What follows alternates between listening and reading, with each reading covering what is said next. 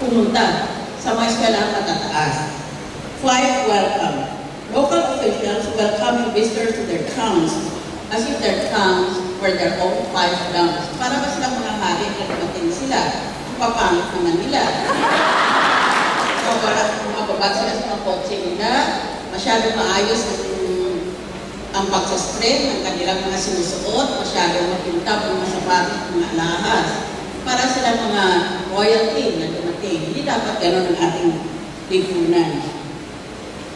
Next category, interlopers. Uncalled for public meetings or public events. For example, happy fiesta from Congressman X.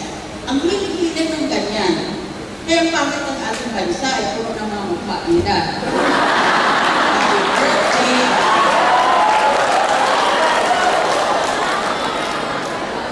Political parasites, basking in the reflected glory of another public official, with mass appeal or with stern credentials, even though in fact they may not be acquainted with each other. Yung pang name dropper, kuwari kilala niya itong mga sikat. Yung pala hindi man lang sila magkakilala. They are called political parasites. And finally, bandwagon jumpers on issues. Basta may issue na popular sa publiko, kaagad champion sila ng issue na yon. This consists of attaching the politician's name to the topical issue that is deemed to be politically popular, for example, environmental protection. Ngayon lahat na lang, mga eksperto, nalubhasa daw sila sa environmental protection. Because nobody is against environmental protection. Tignan lang natin, yung kasangga nila, o kung kalaban nila, ang mga sindikatong kriminal, mga sindikatong mga nagnanakaw ng pera sa ating gobyerno, kung gano'n sila katapang. Matapang sila, masabi, I'm a champion of environmental protection, kasi wala silang kalaban. Yun ang problema kasi sa mga politiko sa Kongreso, sa Senado, ang katapang nila, basta wala silang kalaban. Hiling nila environmental protection, the plight of OFWs, and other issues on which there's no national debate. Kaya sana pagdating ninyo, at ang isa sa inyo magiging presidente ng Pilipinas, pakibalin lang kung mga tao.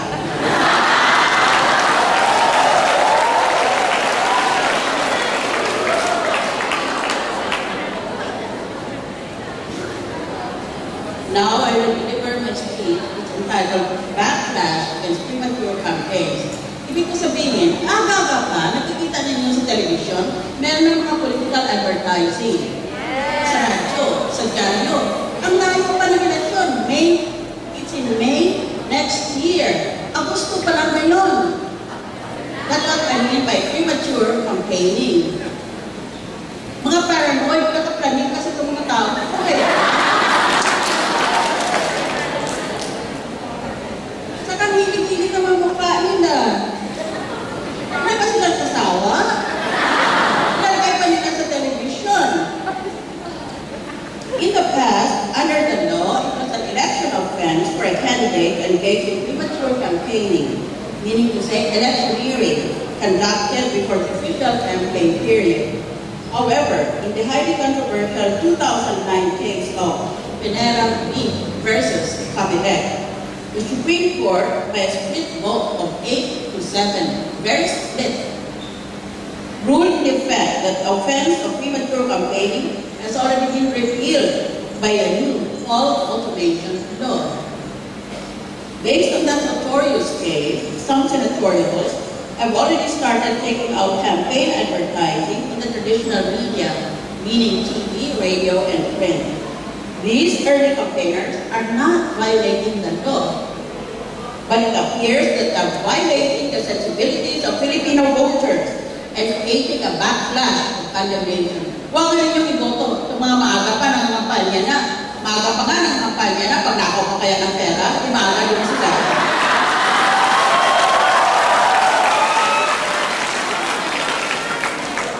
The ordinary voters begin to raise questions. The first question is, why these early campaigners are so rich that they can afford to take out expensive media advertisements ahead of all other candidates? It is scandalously expensive to pay for media advertising. Alam ba niyo kung gaano kamahal mag-advertise sa media? Kaya maraming matino itong mga graduates, halimbawa, ng ERS. mahirapan tumakbo kasi kailangan mo maraming pera ka. O gusto ka na marami kang campaign contributors.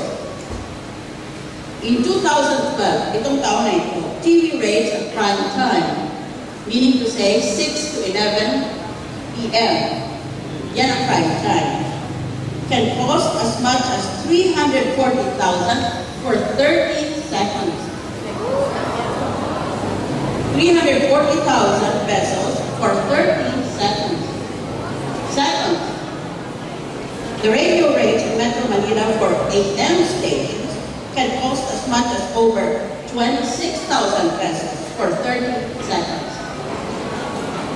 And the present rates for a full-page ad for the Sunday issue can cost as much as nearly 350,000 pesos in full color and some 194,000 for black and white. Ganon kamahal ang 30 seconds o sandali lang o isang retrato lang sa ating media. These are the rates for a simple advertisement alone. Imagine how much the total cost is if the candidate takes out several advertisements a day. Hindi naman pwedeng mag-isa ka lang lumabas sa television. Kailangan niya ulit-ulit yan eh. That is one of the principles of advertising. Kaya, for example, if a candidate takes out just 3 TV advertisements in one day, the candidate will be spending about 1 million pesos a day. 1 million pesos a day.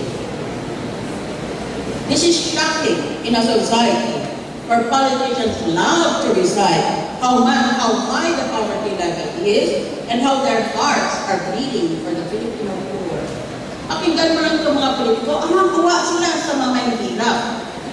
Pagkatapos ganito palaki na gastos nila. The first question is, why these candidates have so much money to spend on premature media advertising? The second question is, how they're going to recover their humongous campaign expenses. Nakapitaw kasi sila